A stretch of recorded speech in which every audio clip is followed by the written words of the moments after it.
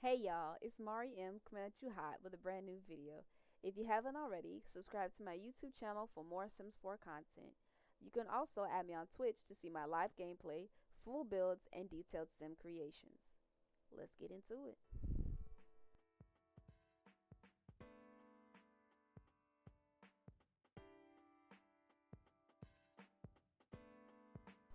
As spoken of in the previous video, I am doing a series on my channel where I update Willow Creek to be more like Louisiana. For this particular build, I chose to take inspo from shotgun houses. Shotgun houses are narrow single-story homes with one room arranged behind another, and so on and so forth. Usually they don't have a hallway, but for this build I decided that I wanted to include them. Influenced by West African and Haitian architectural traditions, they were created for practicality, maximizing ventilation when it was hotter out, and the fact that it was a simple design made it easily affordable for black working class families. These particular houses were really popular in the South around the late 19th century and the early 20th century. When they were being built, the goal in mind was to fit as many houses as possible on smaller portions of land. They had big open porches where neighbors could come and sit for a spell, talk, and share stories. Because the houses were so small, people had to find a way to fill all of their necessities without much room.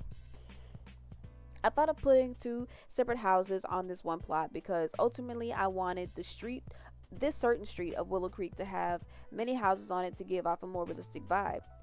In doing my research for this big project that I'm taking on, where I recreate Willow Creek to make it more authentic to Louisiana because that's what it's based on. A lot of the houses that I've seen were either directly on top of each other or just like really close, like really close knit with very little space in between them. As you can see in the video, I do have them really close, and I decided that a small plot would be the perfect thing to execute, these first set of shotgun houses. Through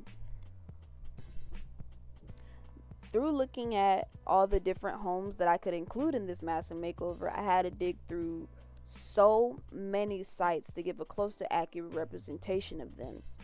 The houses that I saw were vibrant and were a perfect reflection of the areas they occupied and the people that occupied them.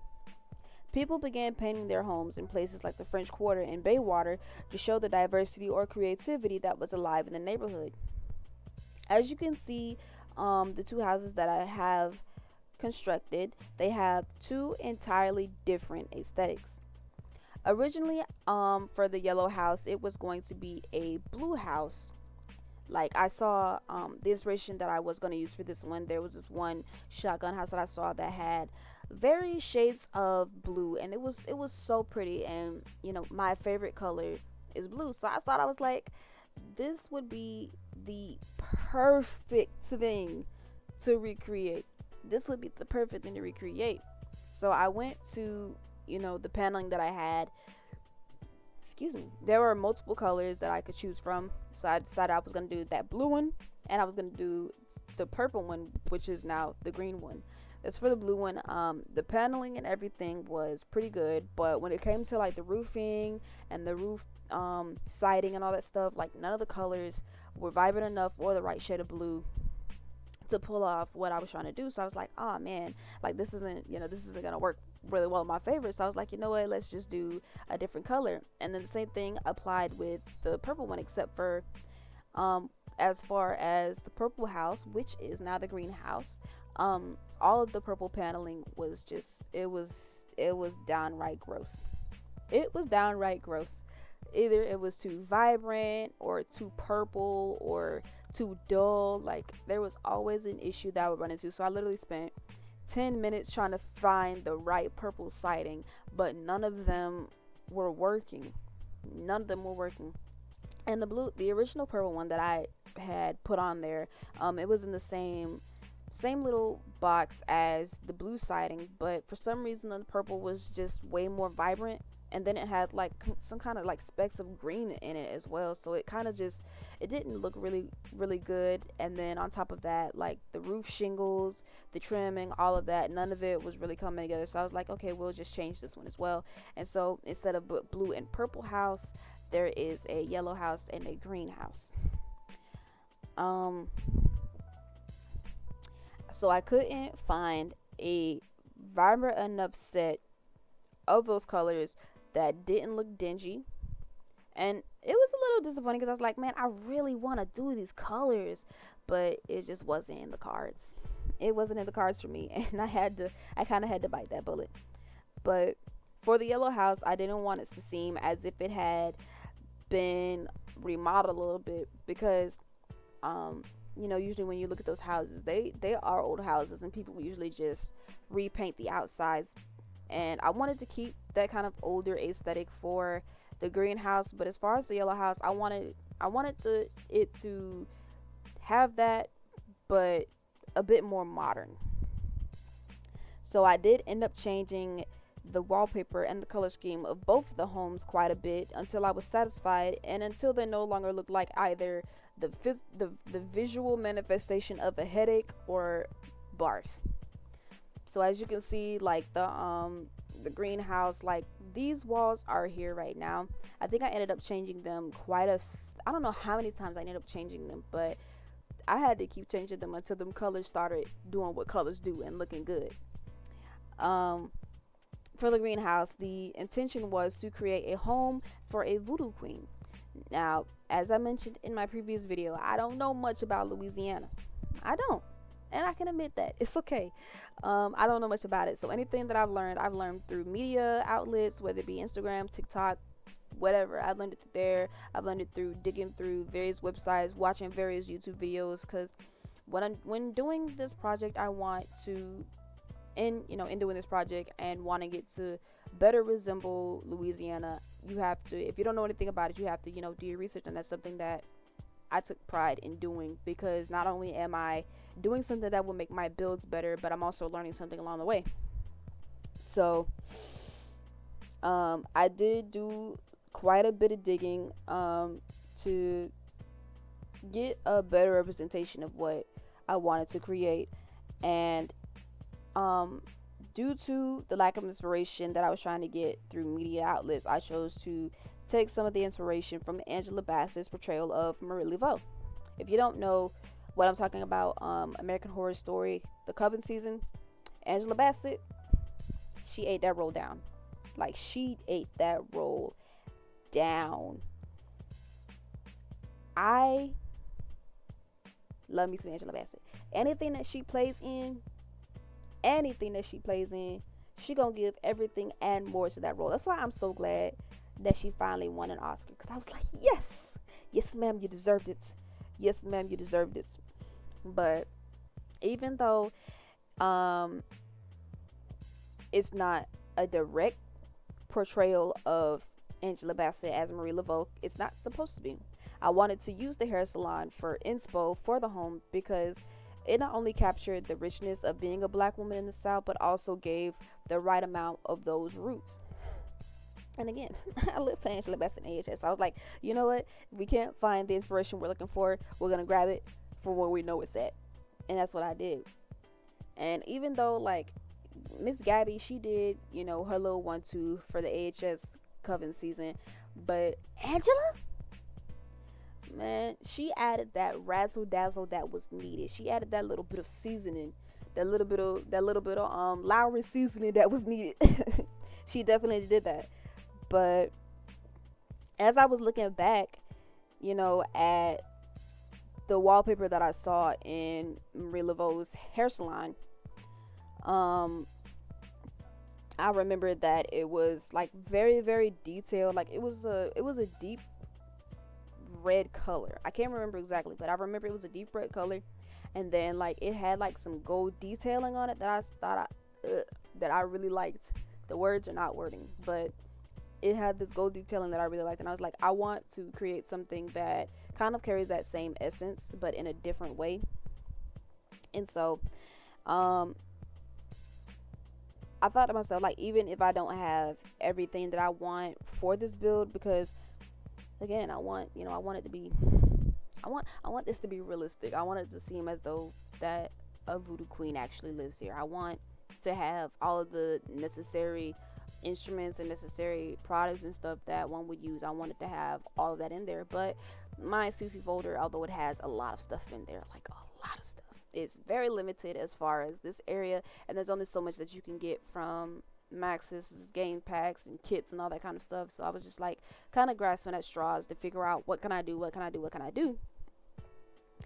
And look what have it, I have the paranormal pack. And if you don't know the paranormal pack, you can, it's definitely going to come in handy as far as this little experiment. But with the paranormal pack, there's a lot of different vibrant colored stuff, like couches, basically anything that you would get in any other game pack or kit or something. Like that stuff, just very vibrant in color, very rich. The saturation is very high. It's very eclectic, I want to say. Just everything that I needed and more. So I ended up using the wallpapers from that, as well as some other items from the paranormal pack, because I feel like it would come in handy with, this section of the lot.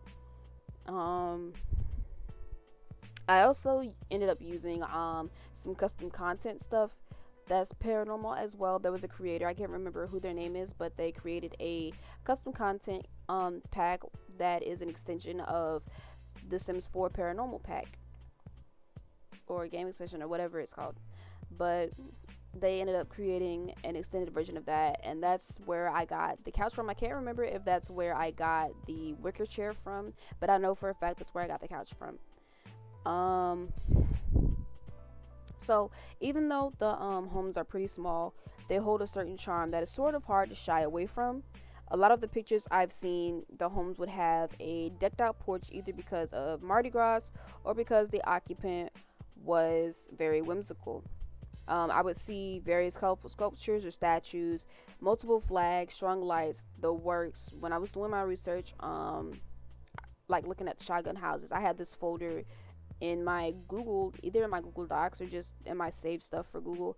I have this folder that's dedicated to literally every piece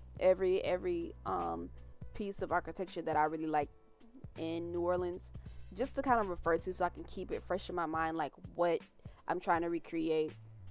And through some of the shotgun houses I saw, like oh my god, they were like so colorful and so beautiful. Like I literally spent all night looking at them, literally all night, just looking at photos, saving them for references and all that kind of stuff. And a lot of the houses that I would see, they they would have these massive statues. I remember there was this one house that had tentacles coming out of it, like neon. I guess you could say they were neon, but they would light up neon tentacles. It was a 2-story house, and they were coming out of the house. And then another one had this one statue. I can't remember if it was for Mardi Gras or what. It didn't have the usual Mardi Gras colors, which is like gold and purple. But just looking at it, I could tell like this is Mardi Gras. I was like, how much money did you spend on this statue? Because it looked so expensive. Then I was just like, where can I get one? Knowing darn well I ain't got no space for one. But I was still like, dang, I kind of want one of these, because it was just that beautiful to me.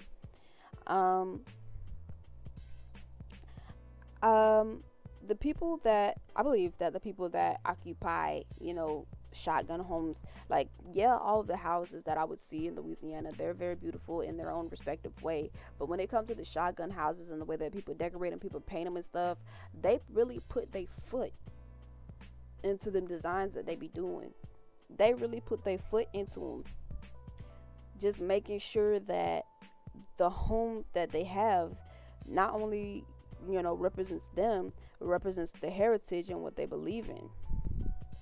So much like the previous build, I did end up creating a lore behind the houses and their occupants.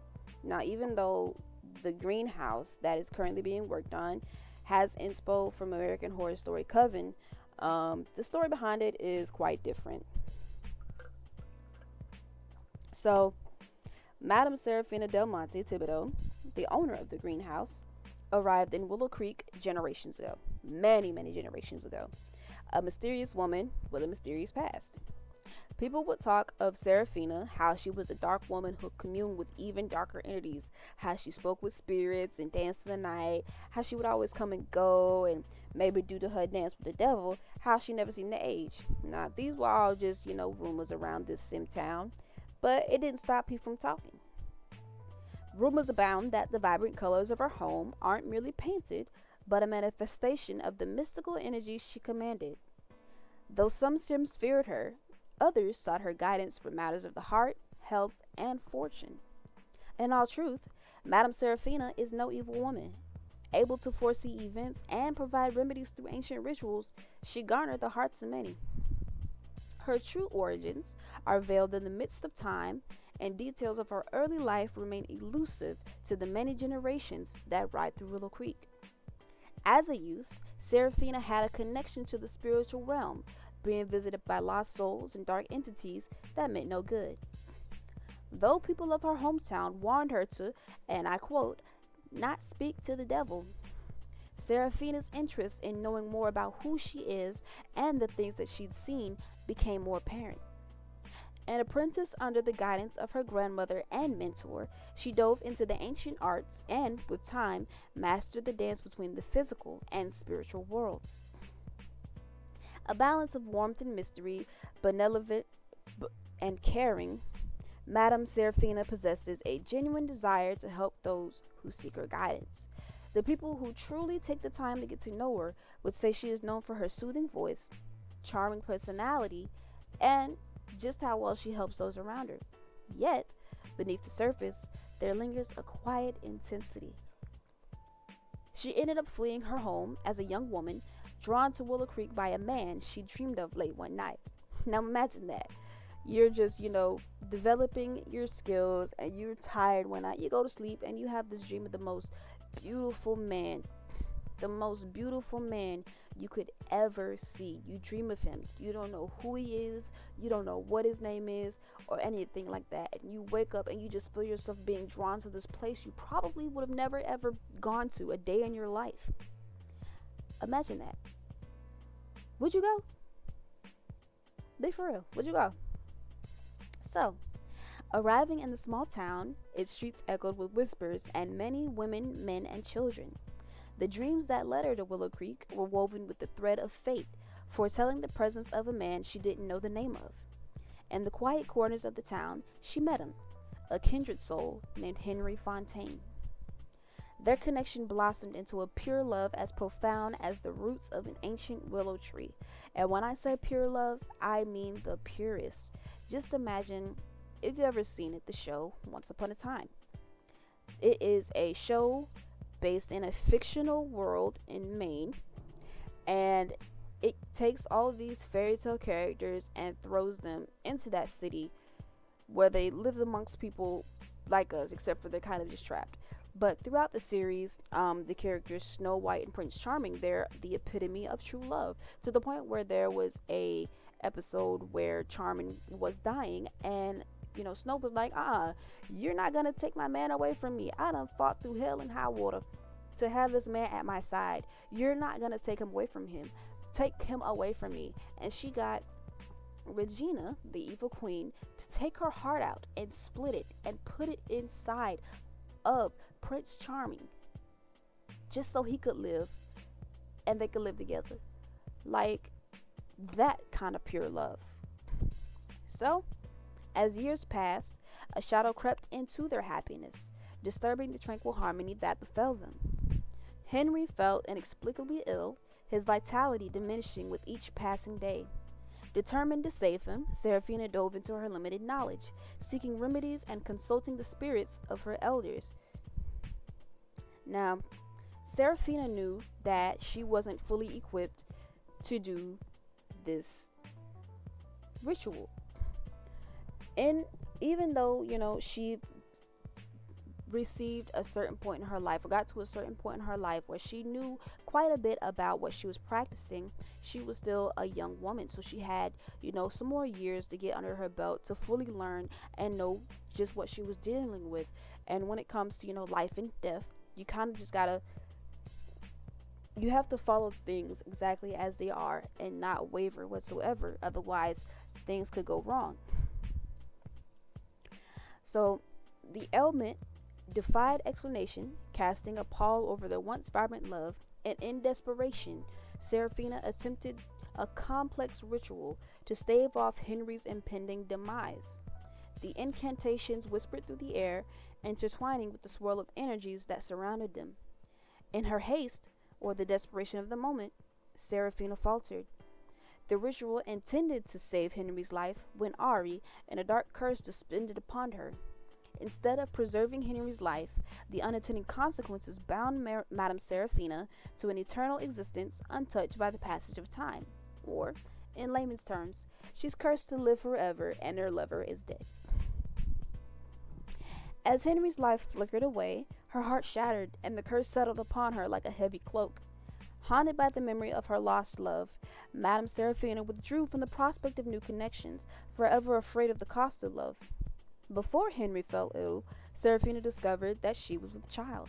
Something so sweet and delicate was ruined by life itself. Not knowing how she could go on without Henry and care for a child of her own, Seraphina's grief began to hit more. When it was time for the baby's arrival, the help and encouragement of a few kind neighbors filled the air of her small home. Seraphina, consumed by sorrow and the impending responsibility of motherhood, chose not to lay eyes upon her newborn until a poignant moment arrived. The baby's cries echoed through the home, a symphony of beginnings, and Seraphina hesitated, her heart heavy with both grief and the love that she held for the tiny life in her arms. Knowing the challenges she'd face as a single mother, Seraphina, with tears glistening in her eyes, made a decision that no mother could ever want to make. In the hushed hours of the night, she entrusted the newborn to a caring couple in the town, knowing they could provide the love and care that the child deserved. As she kissed her baby's forehead one last time, Seraphina whispered promises of love and protection. It was in that moment that Seraphina decided that it would be best to flee the town, not only dealing with the grief of her dead lover, but also dealing with the fact that she wasn't equipped enough to care for her child. And so she had to give them away essentially to someone who could better care for them. And on top of that, the girl can't die. That is a lot of stuff to deal with in such a short amount of time. So she decided to leave Willow Creek in the quiet of the night, venturing into the unknown. No one knows where she went or the exact time that she left. They just know that one day she was there and one day she wasn't. For many years, the townsfolk spoke of her only in hushed tones. It wasn't until 3 decades later that the winds of fate guided Seraphina back to the town that held the echoes of her past. Though it had only been 30 years, the streets seemingly evolved and phases had changed. When she returned, almost no one had recognized the ageless woman. One day, as Seraphina strolled through the town square, she unexpectedly crossed paths with a woman whose eyes widened in recognition. It was the kind soul she had entrusted her child with all those years ago. Time had etched lines on the woman's face, but her eyes retained the same warmth. As introductions unfolded, Seraphina stood face to face with the grown man she had longed to see, but dared not to.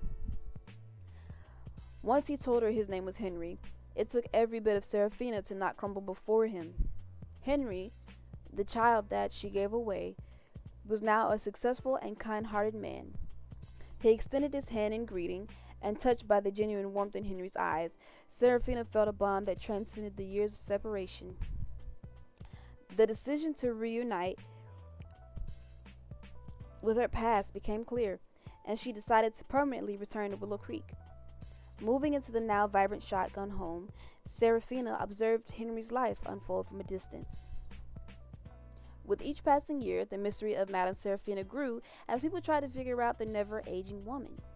Who she is, how she does what she does. After helping out a few unfortunate souls, she stapled herself as the voodoo queen of Willow Creek.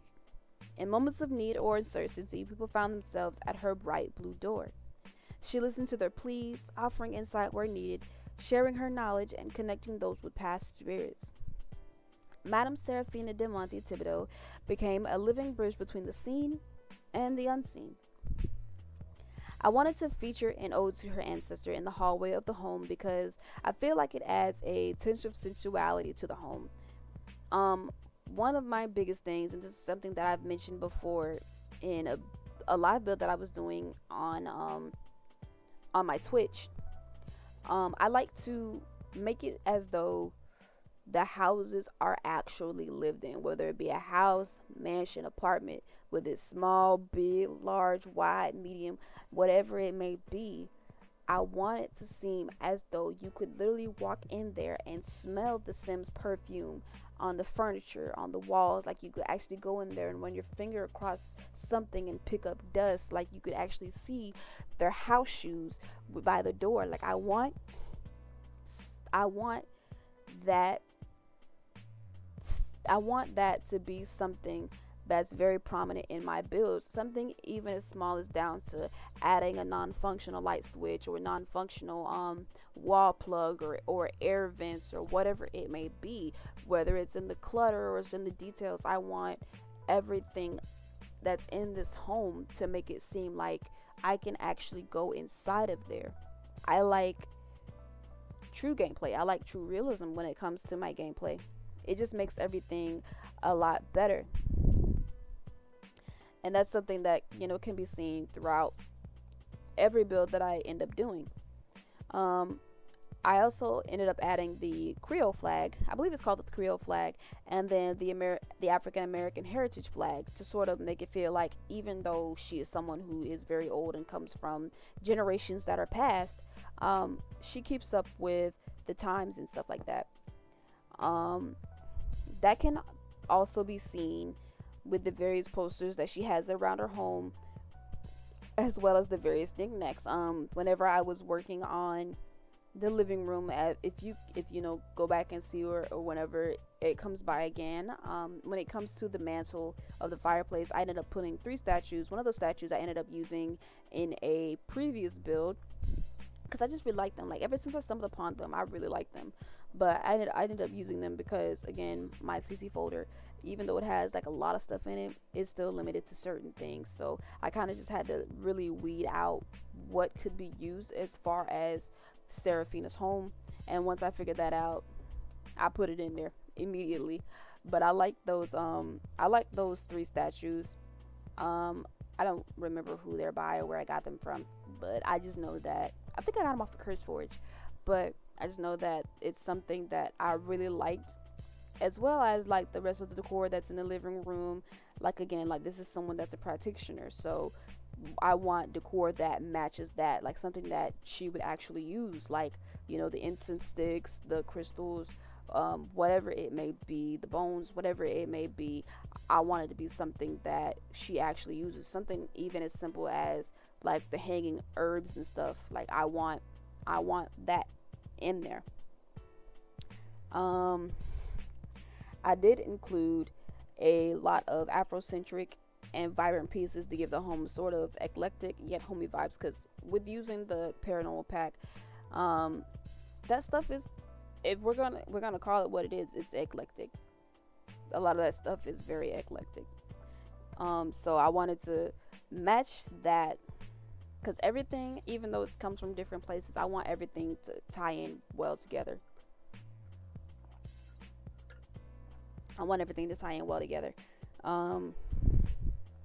I did add quite a few plants because it sort of makes sense for a protectioner to have various plants and herbs to work with. I mean, hello, when you're doing, well, let me fold my lips in. When you're doing various things, you gotta have, the ingredients to work with. That's where those hanging herbs around the house, you'll see various bottles. In the room, you'll see various plants and stuff. That's where those tie in. I kind of wish, like, I have a small wish that I would have built this on a bigger plot.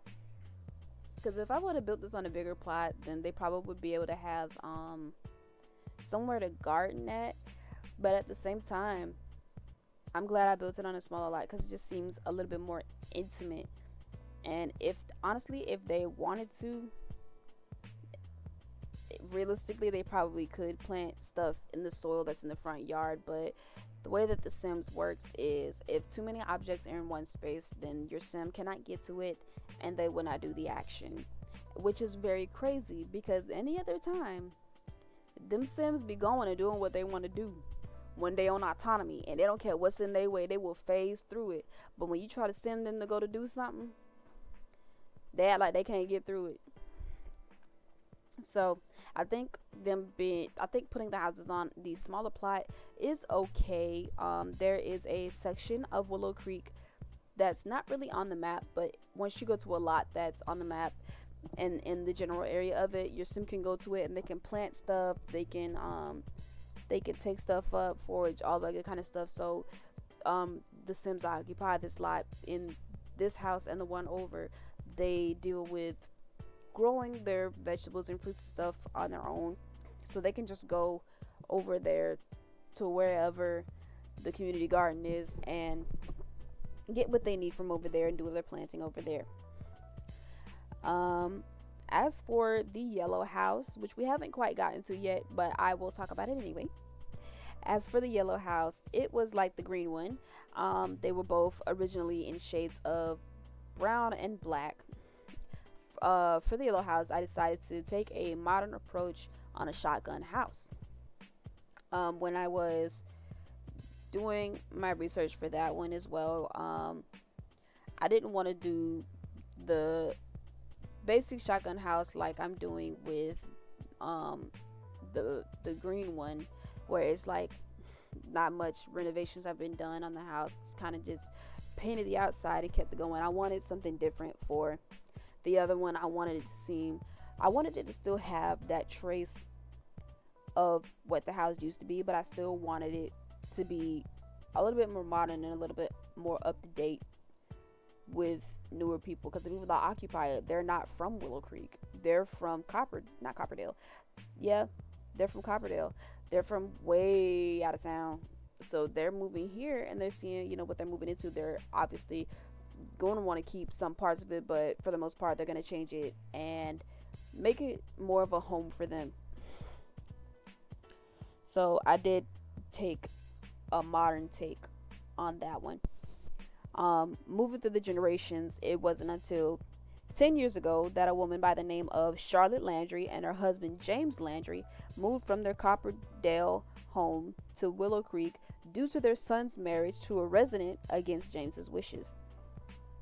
James is a hard to get to know Sim, known for his talent in woodworking areas, whereas Charlotte is a skilled socialist with a passion for gardening and hosting summer parties. Their son Avery Landry married a descendant of Henriette DeLille, and if you don't know who Miss Henriette DeLille is, then you haven't watched my previous video. You told on yourself. But if you would go back to the previous video, you would find just some tidbits of information about Henriette DeLille and what she did and how her descendants now own the DeLille residence and carry on her legacy in her name. And that's something that can be found in my previous video. I understand that the previous video is quite long. However, if you go to the end, right before the outro happens, there's a point where I show the various pictures of the build just to kind of, chop it up a little bit and give a sweet ending. I do end up talking about Henriette and who she is, her life and stuff like that. So if you want to give that a watch, you can definitely go do that. I highly encourage it. But Avery married Henriette's descendant, a woman named Simone. The DeLille family, rooted in modern values, welcomed the union but struggled to bridge the gap with the Landrys. James harbored a long-standing grudge against the DeLilles, stemming from a decades-old dispute that had absolutely nothing to do with him. Imagine that, being so pressed with another family over something that doesn't directly affect you. Madness. It's madness, love. But Charlotte, torn between the loyalty to her husband and her son Avery's happiness, often found herself at crossroads, caught in the crossfire. Meanwhile, Avery and Simone would struggle with their own set of challenges. See, not Isabella, Simone. See, I'm thinking about Twilight because I ended up binge watching Twilight while I was editing my video, and I left off watching. I think I was watching what is it? I can't remember, but it was before I got to Breaking Dawn, and I was like really invested. Like I went to sleep watching Twilight so many times. But pardon that.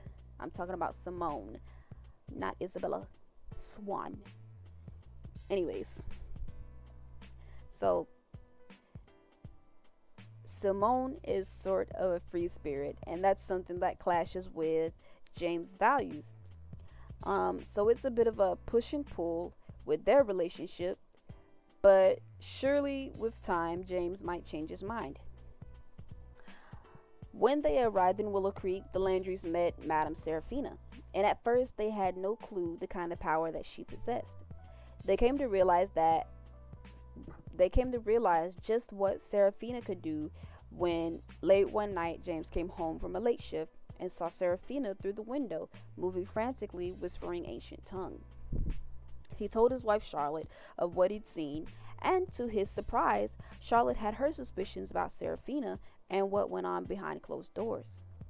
A friendly neighbor, Miss Patterson, a seasoned Willow Creek resident, shared the secrets that they so desperately wanted to know. She spoke of the mystic rituals that Seraphina practiced, assuring the Landrys that though Seraphina dabbled in the dark arts, she was a nice woman. It wasn't something that the Landrys were accustomed to, seeing numerous people come and go, seeking whatever their hearts desired, but they, after a while, counted it as the new normal. And, they kind of really didn't have a choice but to count it as the new normal because, what exactly can you do? You just move in here from a town or a city that's way north, and you come here because your son is marrying somebody, and you decide to move here to keep your family together. And then you meet your neighbor, and at first you think, oh, that's such a sweet, nice lady. She doesn't do anything wrong. She helps us when she needs to, or when we need the help, she'll help us. And then for the most part, she kind of just stays to herself. And then you find out that she is a voodoo queen. How are you supposed to feel? Befuddled? Confused? This is not something that you've ever heard of. The only time that you've heard of it is in movies. So it's not something that you're gonna take too serious, but you're still gonna be curious about it. And after a while, it's not gonna necessarily weird you out anymore. It's gonna just be like, oh, well, that's our neighbor, Seraphina. She does this here and there. If you hear her in the middle of the night, just ignore it. She's just handling her business. It's nothing. But as far as this lot, it has a lot of nice breezes, just like the little lot on this side of town. There's two sides of this town. There's the top and the bottom half. They both get pretty good breezes. It's a nice space for families to get together and have a good time. It's this specific lot is pretty good for gardens to flourish and stuff like that. If they managed to have the space to garden, they would succeed pretty well. More often than not, you could see people go here and there in the neighborhood, either to visit family or to host the most extraordinary get-togethers. And just like the little house, it's on the bigger side, so the parties there are quite exquisite. Whereas over here, the parties are a little bit more wholesome and a bit more tight-knit. They're more homey because of the space, with all the houses being so close together. It definitely adds to the charm. It's where everyone can kind of come and sit on each other's front porch, tell stories, like I said,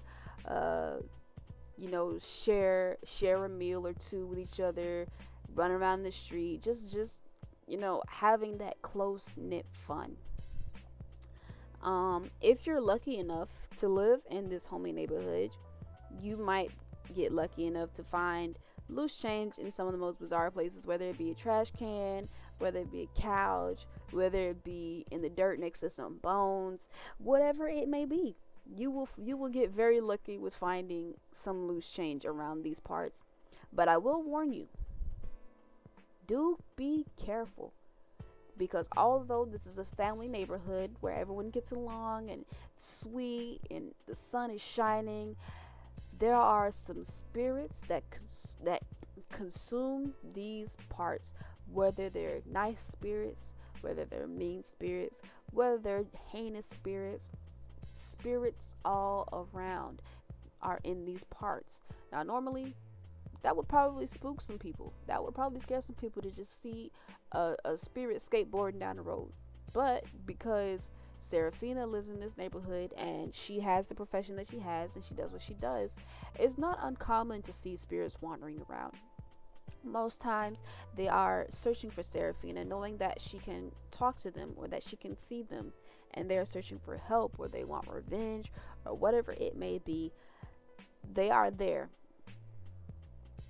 I do believe I am most likely going to create more shotgun houses, though, because even if the houses have similar blueprints, whether they're like, houses like these ones that I decided to do, or if like they're just straight shot where it's room after room after room, no hallway, or if it's like a double shotgun or like a 2-story shotgun, whatever it may be,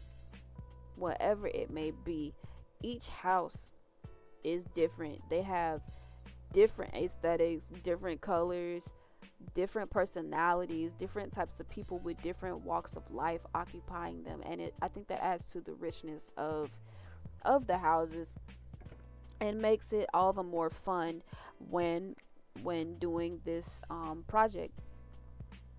I think that it's very enticing and very exciting, because as somebody that likes to create, like, it's like a whole nother world. I want to say it's literally like a whole nother world. So as you can see, I ended up moving on to now that the lore is out of the way, now that tiny little bits of lore out of the way, and granted I did talk more about Serafina and like her life and what led her to being in Willow Creek and how she's going on, and I didn't really give too much detailing on the Landrys. They will have their time. I definitely, whenever I'm done with doing all of the building necessary for this world map and I get all the Sims created, I definitely will be playing with the Landrys, the DeLilles, the Fontaines. I will be playing with everybody. There's a lot of different families that exist in Willow Creek in harmony, whether they come from a long ways or whether their family was born and raised throughout Willow Creek. There's a lot of them. Them family trees are treeing. Those lineages are lineaging. Little whatever lineaging. Like the roots, they run deep. They run very deep. So I will be definitely doing gameplay for a lot of the different people, and that's where I would get into extensive lore about them, their families, what they got going on, all that kind of stuff. But that's something that I will most likely do on my Twitch. And if you haven't already, from the intro of the video where my Twitch is first mentioned to the end where I will be mentioning it to where it's in my bio, I highly encourage those of you who have made it this far, go subscribe to my Twitch. Help a girl out. Get her where she need to be at. On my Twitch, I do gameplay, I do builds, I do sim creations. Everything is in great detail. Over here is usually, the sped up version of things, the shortened version of things, because that's just how it works. I don't want to put out a very long video on YouTube and then have people watch it. Who's gonna sit up here for 9 hours? That's crazy. Whereas I could just, do a live. If someone's interested, they can hop in. If they want to stay in, they can stay in. If they don't, it's perfectly fine. But that's what, the Twitch is for. Just those extended gameplays where I do the full out builds. The full out builds. I did one full out build on there one time. I ended up having to do 2 parts though, because silly me decided to start a stream at 11 o'clock at night and finish at like 4 in the morning. The crack was cracking that day. But yeah, definitely add me on my Twitch. I will, if you didn't catch it in the intro of this video, it's on my YouTube bio, and there will also be not necessarily a link, but the Twitch name will be on the description of this video. I do appreciate those of you who decide to add me on Twitch. I believe that no one is able to achieve anything without the help of somebody at some point. So I do appreciate those that decide to add me on Twitch and see my live gameplay on there. As far as this house goes, I wanted to do something modern. Originally it was where all the walls were white, but because I was like, we could keep it clean and we could keep it pristine, and based on these people, they're like really simple people, so it's like I think that would be a good fit.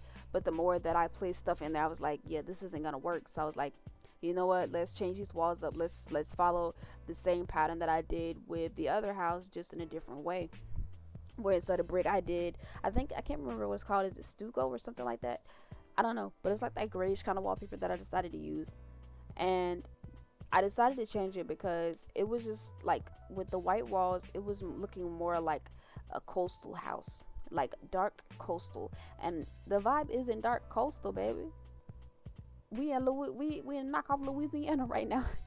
Like the other house, it carries the aesthetic of various Louisiana style houses, and I wanted this one to have that as well, just in a different way, without all the loud colors and stuff like that. I wanted more muted colors that were still kind of vibrant but didn't do too much. And I ended up changing, even though this portion of the video seems like it's a little bit shorter than the other one, I did end up changing a lot in this, and a lot of it I had to cut down and flip it and reverse it and all that kind of stuff, just so that the main premise of the video could be shown and all the excess stuff could be cut out. But I did end up changing the wallpaper a lot. I ended up changing the furniture a lot, just the position of the couches. A lot of the references that I've seen, they would have a fireplace in one of the rooms. It don't matter what room it is, there's gonna be a fireplace, and it's gonna have stuff around it. So for this one, I didn't know if I wanted the fireplace to be in the same position as the other house, but I was like, I don't want them to be too identical. I still want these houses to be, of the same type, but different. Like, there's beauty in differences. So I was like, let's put it on one of the main walls, or one of the inner walls. And so that's what I ended up doing.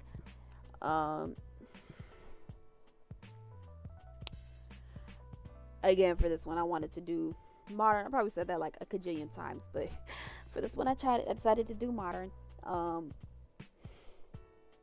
There's a lot of moving around and changing of things and using the tool mod that I had to do as far as this one, just so it could, because sometimes you'll have a vision of things in your mind, and it's not always easy to get that vision out into the open where you can like see it for yourself. So it's like I have all these images in my mind of how I want it to look, and all these references, images that I could use, and it was still like kind of mess with my mind, like, dang, how can I make this happen? How can I make this work?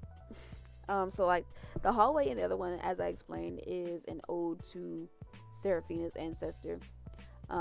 As far as this one, I wanted to go with a more simple approach because, again, they are simple people, and I decided that, these are the type of people where they kind of have like an opposite religion or opposite beliefs. Like, they can all exist as one, like really good neighbors, but they still have their own sanction of beliefs. Like, I want my Sims to, I want them to vary in beliefs, vary in the way they look, vary in their size and all that kind of stuff, because it just adds to better gameplay. And as far as the Landrys, they are Christians, and as you can see by the book on the table, that is actually a Bible that I ended up finding. As far as the kitchen, I didn't want to do any cabinets or anything. Right now you can see that the just like the living room, all the walls are white. I did end up changing that because I wasn't a fan of just how plain it looked. Like, you can still be simple and still have character. So I did end up changing the walls quite a few times, and you can't really see it in this video, I don't think, or in this section of the clip, but I did end up changing the floors quite a few times, and I did end up changing it back because I just wanted to see if I could find something that was a little different than the rest of the house. But ultimately I decided that I wanted to keep the floors as they are and just, enhance the surroundings. So that's what I did. And again, I didn't want to do cabinets because I can't remember why. I can't, but I did end up doing a plank of wood instead, to use as more storage, just so that the Sims can have the counter space to cook on instead of clutter taking up that space. Let's put it on, this plank, and have that to where they can have space down there, and they don't take the food to everywhere else but the kitchen. So that's what I had in mind as far as that. When it came to the clutter, I was, thinking of, what kind of person are these Sims, because I didn't create the lore until after the build. Yes, that's true. I didn't create the lore until after the build. But when I was doing this, I was like, okay, these people that are gonna occupy this specific house, these are the people that like to have their summer garden parties, like to have those little get-togethers and stuff where they have their friends over and they sip cocktails and sip wine, and they do this, and they like to sit on the back porch listen to some folk music here and there, and doing not really ballroom dancing, but just fancy dancing. That's what I was thinking of when I was doing this house. Is these people simple yet I don't know how else to describe them. Like, the vision is there, the words are just not. But that's what I had in mind as far as them. I still wanted to, like, even though they're light people, I wanted their decor to have a bit of darkness to it, because I like the contrast of the light and the dark. That's something that I do a lot as well. Whenever I'm building something, I have a lot of contrasts that I like to work with, because it just adds more depth to the build and more depth to the characters that inhabit it. On the wall there is a picture of, I can't remember what his name is. It's something Duplantier, but it's someone that's a part of the Sims lore, I do believe. I haven't really dove too deep into Sims lore because I just haven't.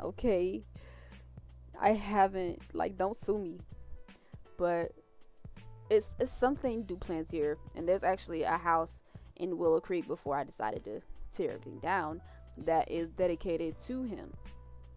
But I figured, because I don't have that many olden time or early Willow Creek people pictures like that, I wanted to just go ahead and use that one instead of going through 65 million pages of custom content and finding one and then loading the game back up. I was just like, you know what, let's just go with this one, and we'll just say that Mr. Duplantier is an ancestor of theirs. We'll just go with that. A great uncle. Really great uncle. That's who he is. And so that's the story that I decided, and that's the one I'm sticking with. Yeah, but that's words, they're not happening. But yeah, that's pretty much the lore behind the characters. And again, I didn't want to give too much because they'll have their respective times. They will. I fully intend on playing as Charlotte Landry and her life, and then I fully intend on playing as Mrs. Madame Serafina Delmont Thibodeau, because her storyline is interesting as well. Like, girl, you fell in love with this man that you dreamed about, and then you moved to a town that you've never even heard of to be with him, and then y'all end up getting pregnant with a baby, and then on top of that, this man gets sick, and you doing everything in your power to keep him alive, but he died anyway because something that you tried didn't work, and now you cursed to live for all eternity. You don't have your baby because you can't, manage with them. And then on top of that, it's just she has a lot that she endured in her life. A lot. And it is my fault. I did that to her. But I like depth in characters. I don't like to just create Sims and then they just be doing whatever. No, I want depth. I want personality. I want the real team. And so that's what I create. The real team. But I'm really excited to play as them. I'm also excited to start Henriette's lineage, because like it's just so many things that I want to do as far as these Sims. And usually when people are doing playthroughs for different Sims, they do like various save files. But me, oh no, everybody's getting thrown into the same save file. It's a party get down. Everybody's getting put into the same save file, and that's how we're gonna do this. It's gonna be chaos trying to keep up with everybody and what they got going on, but that's the fun of it. That's where the joy lies. So hopefully you guys enjoyed this video. There will be some snippets towards the end to get a better look at everything that is being built so far. I do appreciate those of you who made it this far to hear this little message right here. I know this is probably a very long video to some still, even though I did cut quite a bit off, like nine something hours. That's a very long time. That's a very long time to like watch something. So to trim it down to an hour and some change, I'm not gonna lie. It took skill. It took determination. But it's something that I don't regret doing. So hopefully you guys enjoyed this video. And, yeah. One thing though, I forgot to give them mailboxes. But it'll be alright. They can just get their mail thrown on their porch. It'll be alright. There's a lot that I did forget because I was so excited to do this build that I was just like,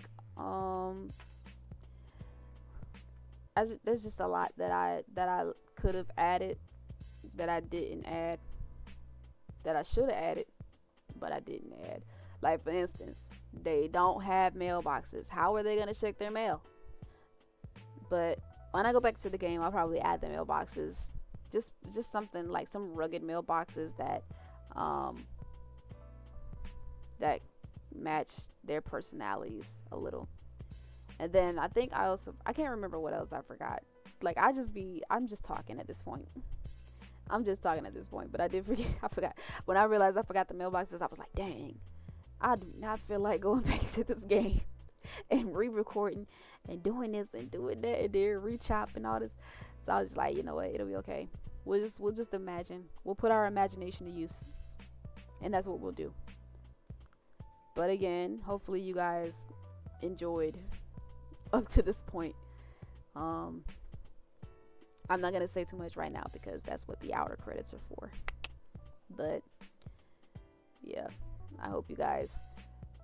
I sincerely hope you guys enjoyed this. I hope that the lore was appealing to your ears. I hope that you are interested to know more. And if you are interested to know more, you can definitely leave a comment in the comment section letting me know, like, hey girl, what's going on, girl? Let me know what's going on later. Let me know. I'm eager to know. But yeah.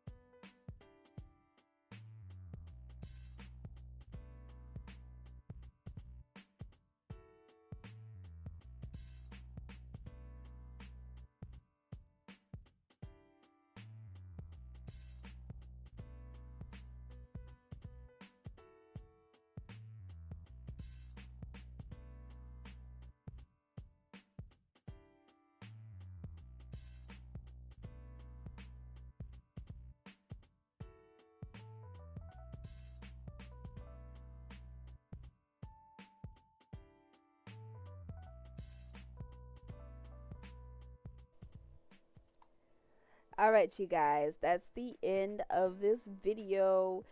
Again, I know it probably took a very long time, but I appreciate those of you who stayed to the very end and tuned in to the lore behind these houses. If you guys liked what you saw, go ahead and hit that like button and subscribe for more Sims 4 content. Forward the link to a few of your friends if you will, and don't forget to add me on Twitch for live gameplay. Once again, I greatly appreciate all of you who have watched the very end, and even if you didn't, I appreciate you anyway. Until next time, this is Mari M signing off.